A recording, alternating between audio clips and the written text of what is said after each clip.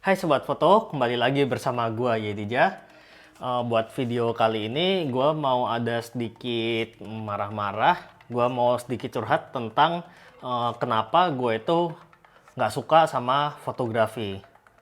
Mungkin ini terdengar agak aneh gitu, padahal aku pekerjaanku adalah fotografi dan aku juga hobiku juga bisa dibilang fotografi, karirku di sini gitu. Tapi di sisi lain gue tuh juga benci sama fotografi.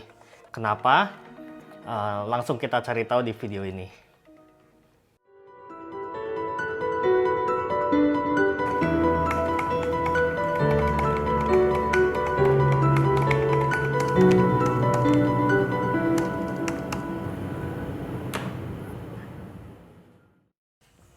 Yang pertama, fotografi itu mahal guys.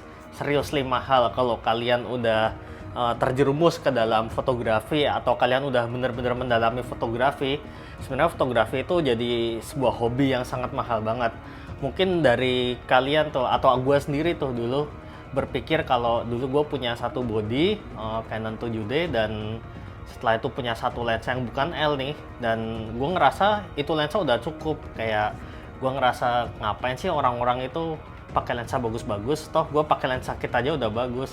Tapi begitu gue kayak udah keracunan nyobain lensa L series, nyobain lensa yang bokeh yang bagus, dan ya intinya keracunan aja gitu. Terus abis itu gue mulai berpindah ke full frame. Nanti ada yang kurang, gue mau lensa tele, lensa fix, lensa fisheye, gue mau baterai grip, flash, ya pokoknya hobi yang tadinya murah gitu, itu jadi mahal banget guys. Dan ya kalau mungkin memang kalian fotografer profesional, mungkin kalian ya perlulah mempertimbangkan hal itu, disesuaikan juga dengan kebutuhan kalian seperti itu. Terus yang kedua, fotografi itu file size-nya gede-gede banget guys. Mungkin kalau kalian bandingkan dengan video gitu, mungkin video itu juga lebih gede kalau filenya kayak video RAW seperti itu atau 8K 4K. Tapi kayak gua sendiri nih motret dengan kamera ini, kamera 5D yang 30 megapiksel ini, gua motret satu foto aja itu udah 50 mega lebih, dan itu gua foto RAW JPEG gitu. RAW-nya udah 35 megaan sendiri, JPEG-nya bisa 5-6 mega, kadang sampai 10 mega gitu. Dan itu bener-bener boros banget, dan gimana pun gue jadi harus invest gitu sama hard disk. Nah, gue mau kasih lihat ke kalian juga nih. Ini hard diskku nih. Tuh, ini hard disk ada 3, ini dari tahun-tahun lalu tuh, masing-masing 8 tera. Terus ini ada 8 tera lagi, terus di sini ada 4 slot, ini masih keisi 2, yang satu 8 tera, satunya 3 tera. Terus sisanya juga masih ada di cloud guys. Itu mahal banget sih buat investasi ke harddisknya, tapi gimana pun ya mau nggak mau sih. Tapi fotografer itu boros sama file size banget. Yang ketiga, fotografi itu berat guys. Kalian lihat nih, ini kamera body dengan lensa dengan baterai grip dan sisa 70-200. Ini kalau dipegang lumayan guys, bisa nge-gym. Dan ya mungkin gue juga udah mengalami sih hal ini, dan gue pun dulu kalau motret kayak wedding awal-awal tuh, gue motret kadang bisa bawa kayak beginian nih, bisa berjam-jam, bisa setengah hari, bisa seharian kadang bawa lensa kayak gini. Dan ya jangan salah, ya mungkin yang kalian bawa nggak cuman kamera doang sih, kalian juga harus bawa tas kamera nih.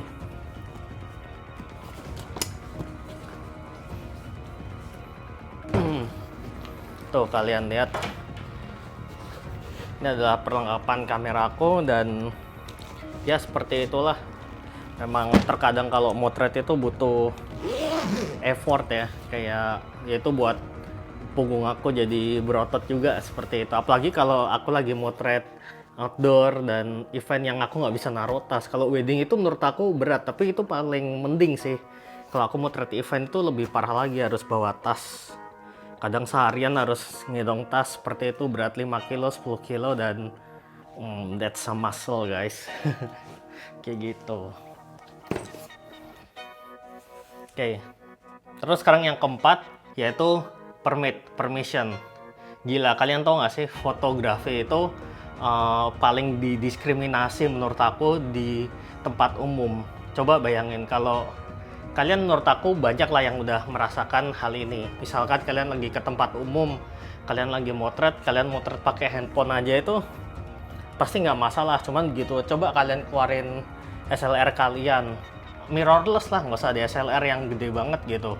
Itu pasti kayak satpam kayak apa gitu pasti udah nanyain gitu, ini motret buat apa, buat keperluan apa. Dan ya kadang-kadang oke lah kalau itu memang buat komersil, kita harus izin karena ada duit yang terlibat di situ. Cuman ya kalau kita hanya buat portofolio kan, ya ngapain gitu harus izin yang sampai gimana, apalagi kalau kita juga nggak sampai ngeganggu umum gitu loh. Dan apalagi di Indonesia, di Jakarta ini khususnya itu motret di mana-mana itu susah guys. Kalau di outdoor gitu, di kafe, di taman, bahkan di pinggir jalan pun itu tuh udah menarik banyak perhatian, dan satpam-satpam topung list tempat itu pasti ngedatangin kalian. Ya kalian siap-siap aja duit atau kalian siap berantem. Seperti itulah. Tapi ya fotografi itu agak didiskriminasi sih kalau bawa kamera gede gitu. Kalau gue cerita mungkin panjang lah, tapi itulah masalah permission itu kacau banget di sini. Terus masalah yang kelima yaitu pencurian foto. Nah, ini kalian pasti pernah ngalamin nih. Gue sendiri dulu awal-awal foto itu takut banget nih sama yang namanya itu pencurian foto. Makanya gue selalu memberikan watermark yang gede banget tuh sama foto-foto gue. Malah kadang tuh sampai ngeganggu gitu. Ini mungkin aku ada contohnya. Mungkin kalian bisa lihat, itu adalah watermark aku yang dulu. Saking takutnya gitu loh gue untuk foto gue itu dicuri kayak gitu. Tapi ya mungkin seiring berjalannya waktu, gue juga ya lama-lama makin cuek lah. Apalagi orang ngilangin watermark tuh kalau udah niat tuh gampang banget lah, cuman ngilangin watermark doang. Kadang kalau kita kegedean juga jelek, itu mungkin agak dilema sih. Dan ya di zaman digital ini kan sebenarnya semua orang itu gampang banget buat ngedownload foto kita.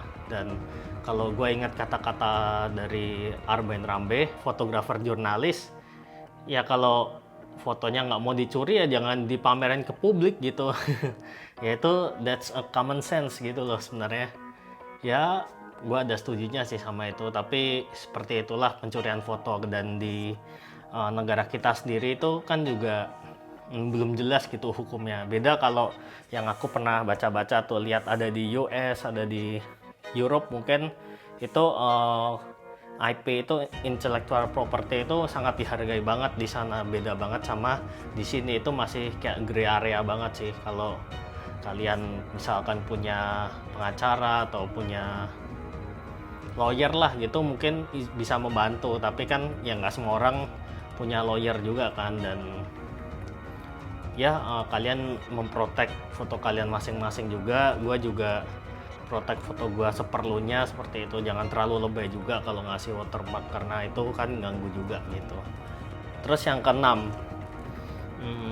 ini berhubungan dengan perkembangan zaman sih, tapi banyak orang sekarang itu nggak mau bayar fotografer gitu loh. Ya ini curhat gue juga sih, tapi gue juga sebenarnya nggak bisa marah di sini. Kenapa? Karena ya ini namanya juga perkembangan zaman kan. Zaman sekarang orang foto pakai kamera handphone itu udah bagus-bagus banget guys. Dan ya gimana, kalau gue sendiri tuh kadang kayak mengakui gitu loh, kayak mungkin gue punya produk baju lah misalkan, terus gue mau foto, ya kadang-kadang gue sendiri menyarankan ke orang gitu, kayak kalau lu mau hemat ya udah lu pakai kamera handphone aja. Kamu belajar foto yang baik dan benar pakai kamera handphone, karena kamera handphone itu juga udah bagus.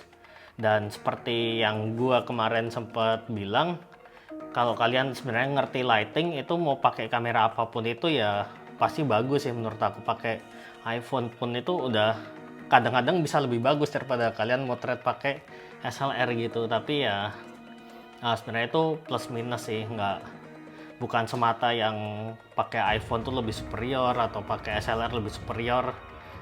Sebenarnya semua itu ada kebutuhannya masing-masing, dan kita harus bisa menempatkan diri. Dan ya memang tidak bisa dipungkiri juga sih, fotografi itu marketnya tuh makin sempit guys sebenarnya. Agak sedih juga sih, tapi ya gimana, itu perkembangan zaman dan ya kita harus bisa keep up gitu loh dengan perkembangan zaman tersebut. Nah sekarang yang ketujuh, ini yang paling nyebelin banget sih. Coba kalian pernah nggak sih kalian diajak orang buat collab, atau misalkan, atau paling nggak gini lah, kalian di DM gitu sama seseorang, atau kadang sama instansi juga, kayak lu mau nggak fotoin gua gratis nih gitu. Terus biasa kan ya seperti kita profesional, kita kasih harga, kalau foto harganya sekian sekian sekian, edit harganya sekian. Tapi bagaimana jawaban mereka? Ya mereka cuman bilang, ntar nama lu gua tag lah, lu gua promosiin, ntar kalau ada teman-teman gue yang mau butuh foto gua promosi, dan gue tuh followernya sekian-sekian lo, banyak lo gitu. What the hell with people? Kayak exposure itu nggak bisa bikin kita hidup gitu loh. Ya meskipun di satu sisi gue tidak bisa menyalahkan hal itu ya, karena kita di zaman sekarang kan kayak yang namanya endorse, yang namanya bantu promote, terus kolaborasi itu memang penting gitu.